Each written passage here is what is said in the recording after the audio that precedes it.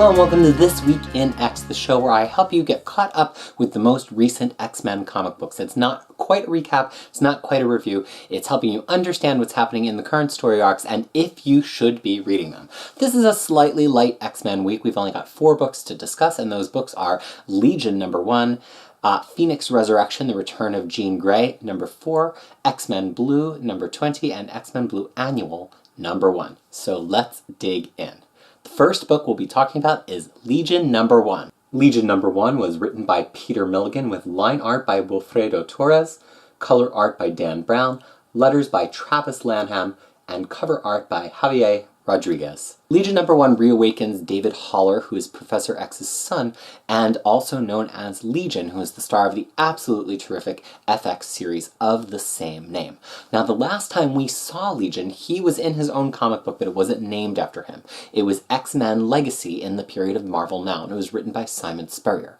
X-Men Legacy was a deep dive into Legion's brain, because the way that his power works is that he effectively has multiple personalities, and each of those personalities has a different incredible mutant power. And it seems at points that the number of personalities are nearly infinite. So he can manifest any power, but in order to manifest the powers, he needs to let one of the other personalities take control. And that doesn't always go well for him. They don't always have the same intent as him. He might be seeking to achieve something, and the personality that he calls up might not be interested in the same goals as him.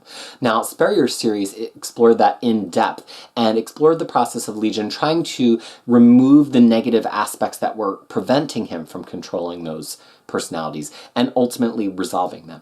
Now, we've seen this process for other characters, like Rogue getting control over her absorption abilities, or even Cyclops briefly having control of his optic beams without needing to wear a ruby quartz visor. They're always really exciting for us as longtime readers because we're like, wow, finally some development for this mutant where they get a better control of their powers. This feels great. But unfortunately, it doesn't jive with what people know about that mutant, and eventually needs to be reversed so that readers can recognize them again and get the thing that they want from them. That's kind of the case with Legion. Spurrier, in getting him in control of his powers, actually at the end of the series, spoiler for a several years old comic book, effectively has Legion erase himself from memory of everyone but Blindfold, who had been the major supporting character of that series. I'm not a great lover of that series, but it was a great ending. Not that I wanted Legion to be ushered off stage, but I think it was a chance to have a very clean slate for him and to resolve some of the conflicting levels of craziness that other writers had created for him that made it sometimes hard to understand or appreciate the character, and he wound up as a result just being used as kind of a constant deus ex machina, as he was in New Mutants by Zeb Wells in 2010 to great effect, but that just became who he was. So I think a lot of us had the great hope that when Legion came back, it would be in a much more coherent way where he could be really used as a character and not just as this kind of cipher that represented craziness, because it's a little bit boring and even maybe a little bit offensive in some ways. Here's the thing, I don't think Peter Milligan did those things. I think because of the popularity of the X-Men TV show, they kind of just brought Legion back onto stage exactly as we used to know him. Now, who knows? Maybe as the series goes on, we're going to get to see some ramifications of the Spurrier run, but this kind of just feels like old, crazy Legion. I don't feel like we got any of the results of that run here. And basically what happens in this comic book is Legion just is randomly a few miles from my old house in Pennsylvania, and he is randomly trying to get to New York, apparently not to see the X-Men, but to see a noted psychologist. And a few of his specific personalities, some of which reference the Spurrier run, are manifesting themselves and making it hard for him to make this journey. And that's pretty much the whole story here in this book. It's low grade okay, but especially if you read the Spurrier book, I just don't feel like it's going to be satisfying to you.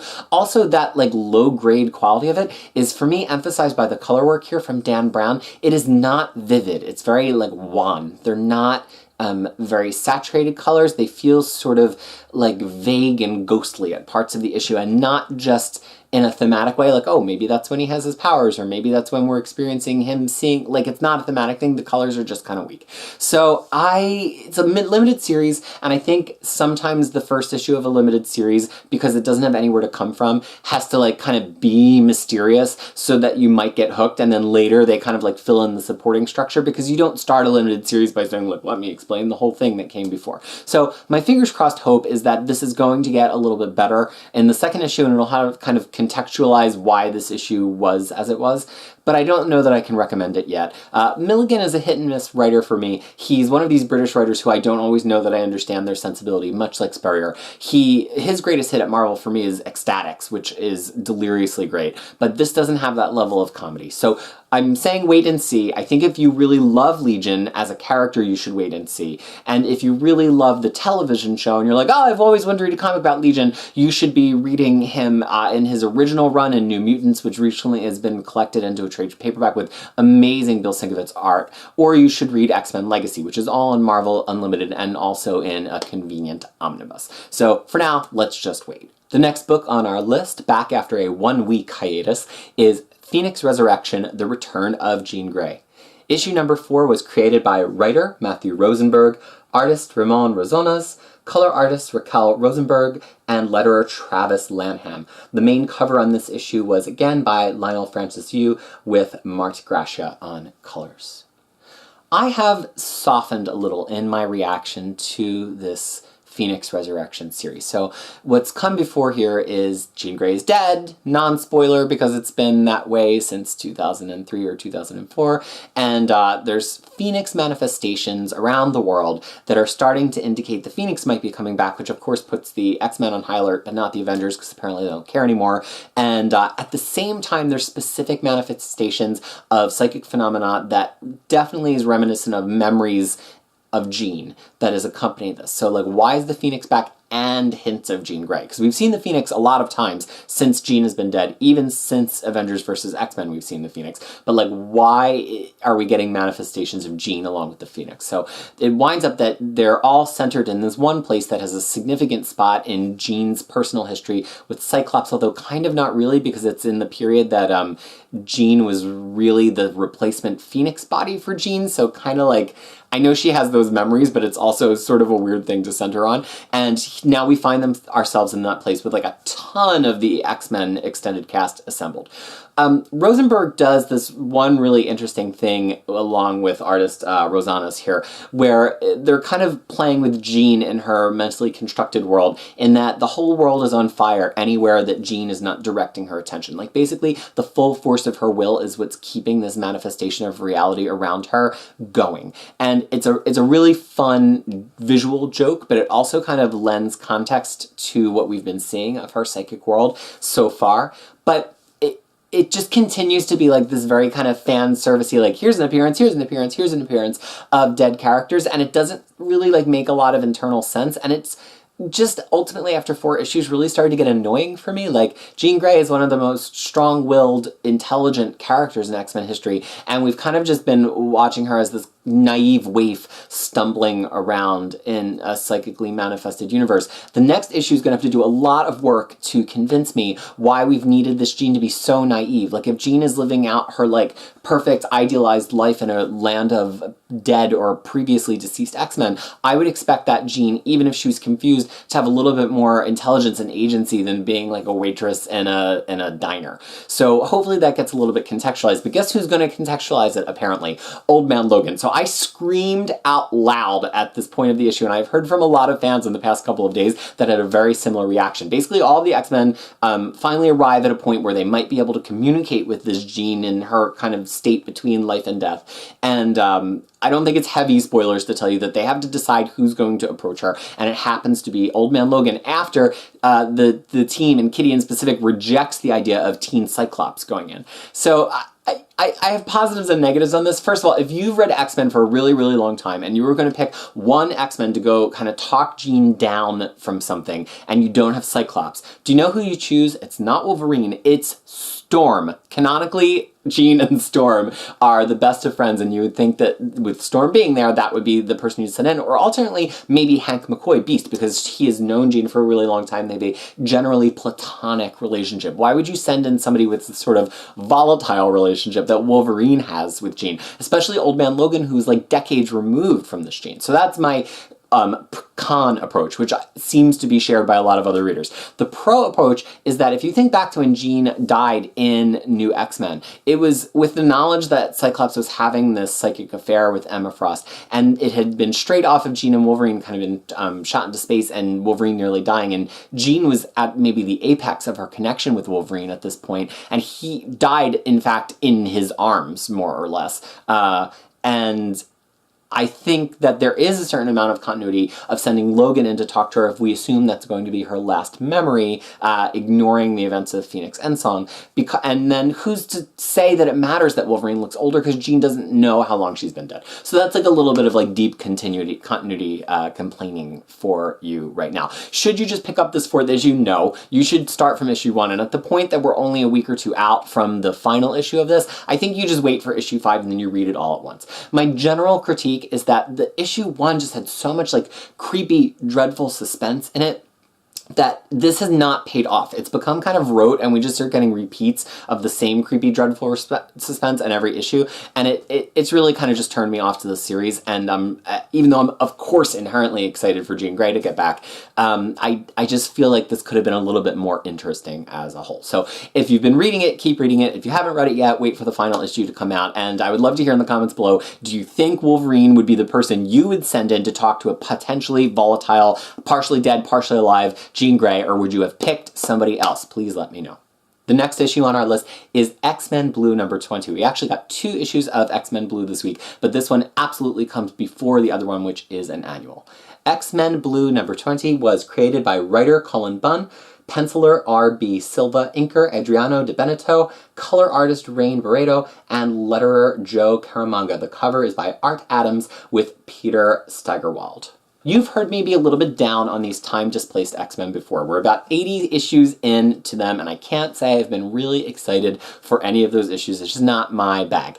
Except, I really, really liked this issue. It might actually be my favorite issue of all new X-Men that has happened yet. And I'm calling them all new X-Men because this is the team of displaced teen X-Men. They're not from our time, they're from the original time around the issues between X-Men 7 and 8, I think, back in the 60s, and they were pulled forward by Beast to try to prove a point to Cyclops back at the beginning of Marvel Now, and Brian Bendis wrote that and penned them for all of Marvel Now, even though apparently the idea of bringing them forward in time had been bouncing around at the Marvel Retreat for several years at that point. So these X-Men come forward in time and immediately start to differentiate themselves from the characters that we've seen grow over the years, because they are getting all of the influence of the modern X-Men on them. So each one of them has a very different experience. Cyclops kind of learns to manage his emotions a little bit better earlier, connects with his father earlier, and kind of gets more life experience than our other Cyclops had. Iceman turns out to be gay and gets outed by Jean Grey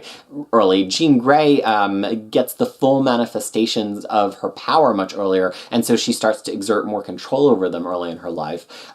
Hank as Beast is kind of stunned and appalled by what his current version has become. Not that he's a beast, but that he has a questionable sense of ethics. And so this Hank is contending with that much earlier and goes through several transformations as he battles with ethics versus knowing he's probably the one that can solve the problem. And finally, Angel gets wings of fire just because Angel is boring. So that X-Men team has been through a lot. It's had members added, departed, they've gone on a road trip. It's never really felt like they have a real purpose. At first, their purpose was like, oh, this world is really different.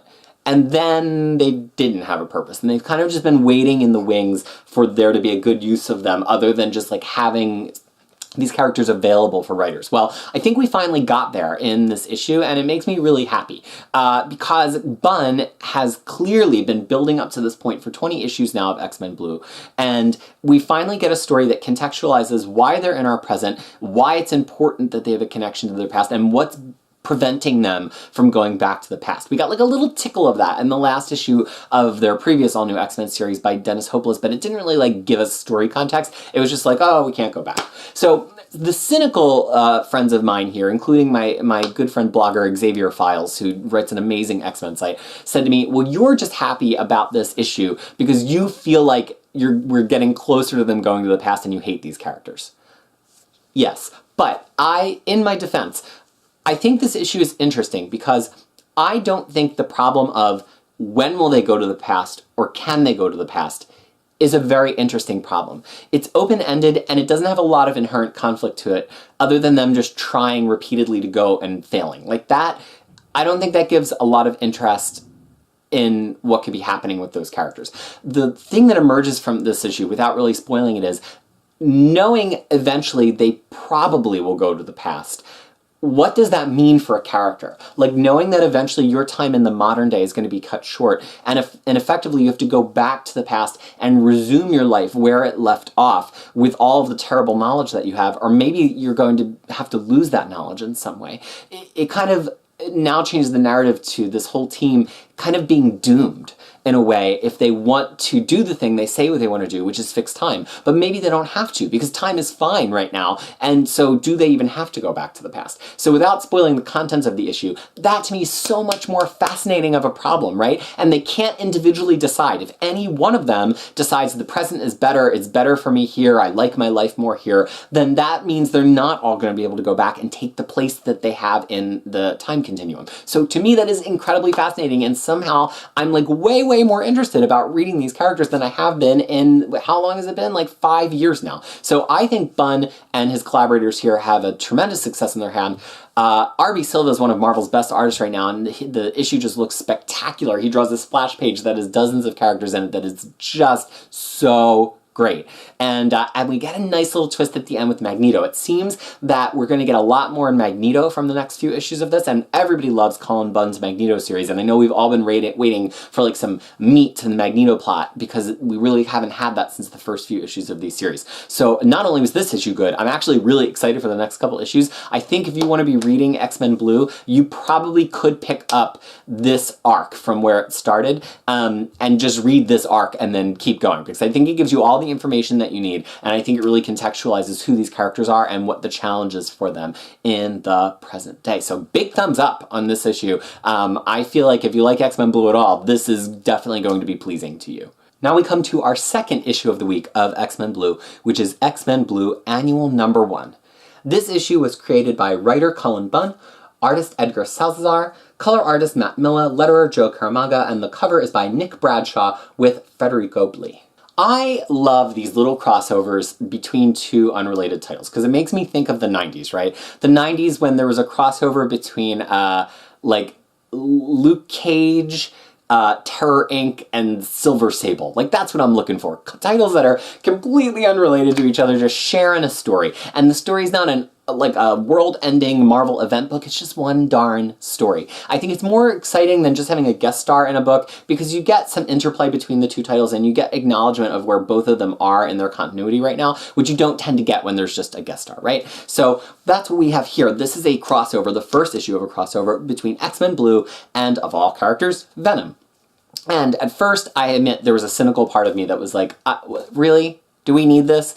You know, X-Men Blue's got its own thing going on, but Bunn here does a tremendous job of acknowledging a few factors that have come before in X-Men Blue, particularly the absolutely great Cyclops run from Marvel Now, written first by Greg Rucka and then I believe by John Layman. And acknowledging his time with his father, Corsair. It has the Starjammers in it, and then it also kind of acknowledges some of the things that have happened to Venom in that same period, including the events of Venom Space Knight, which was his series at the beginning of All New, All Different Marvel. Now, that was not this Venom. It was the symbiote, but it was still Flash Thompson as Venom instead of Eddie Brock as Venom, who's Venom in the current series. And this is a rare example of me not being caught up on a series. Venom was on my list to read, and I just didn't get to read it this week. So I'm still like 10 or 20 issues back. I don't know why Eddie Brock is Venom again. Last I was reading of him was in the Carnage series where he was still, what was he? Anti-Venom. So I didn't understand all of that, but I didn't need it. This issue gave me enough context on it, and it's a decent adventure. You have to accept the conceit that like we know where the symbiotes are from now, and that they're just like another alien creature in the vast universe of Marvel Universe alien creatures. And for some people that might be a bridge too far, right? We found that out actually in Guardians of the Galaxy while Bendis was writing it just before Secret Wars, and Flash Thompson Venom was on the team. And if it's like too anticlimactic for you to just think of the symbiote as one more alien, then you need to skip this because it's going to annoy you a lot. But if you're into that idea and you like Eddie Brock as Venom, this is a fun comic book. It does the things it needs to do. Nobody's horribly off voice except for Hepzibah from the Starjammers is not written with her normal speech pattern. And it's fun. It's kind of like the X-Men and Venom, and Venom has two different characters, like Eddie Brock and also the internal monologue of the symbiote, and them going and having their own sort of Star Wars adventure with a very, very deliberate cantina scene, and all of the characters within the scene kind of commenting like, oh, this is not like it was in the movies. So there's 4 issues to come of this crossover as it bounces back and forth between Venom and X-Men Blue, and it's going to take the X-Men Blue team off the table for a little while. Now, right now, this team still includes Jean Grey, so this probably means that it comes before the events in Jean Grey's series resolve. It probably means it also comes before the events of Phoenix Resurrection, where Teen Jean is nowhere to be found. So it seems like these next few issues of X-Men Blue are going to be really compressed in time in order to tell a few more stories before all that stuff goes down. And we'll probably find out what went down before we see the end of the story arc. So yeah, if you want to jump onto X-Men Blue, I still say maybe you should start with the arc that just finished in 20, but you could just pick this one up cold if you think, Time Displaced X-Men plus Venom sounds cool.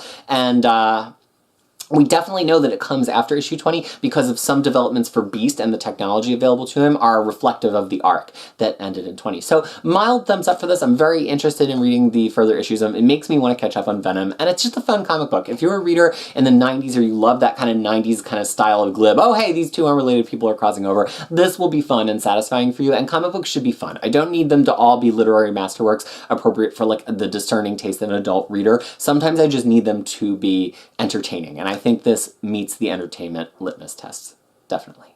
That is it for this week in X. Next week is going to be an exciting week. We have another issue of All New Wolverine. We have the last issue of Jean Grey, along with the last issue of Jean Grey's Phoenix Resurrection, so that's going to be huge, plus another issue of Old Man Logan. So we're going to have a lot to discuss next week. Please continue to let me know if this is the kind of series that you want to see from this channel on YouTube. We're still in what I think of as the pilot program. I'm not necessarily going to do this forever, but also I'm not necessarily always going to do this the way that I'm currently doing it. So do you want more past context? Do you want more current issue recap? What makes this interesting? What's going to help you love, enjoy, and buy the right X-Men comic books? Because that is what I'm here to do. That is why the huge Crushing Comics section exists on my Crushing Crisis website to help explain where you can buy every X-Men comic book and how to read them in order, because I want you to love X-Men the way that I do. So please leave feedback. Please let me know what I could be doing better or what I'm already doing well. And thank you so much for watching from Crushing Comics this week in X.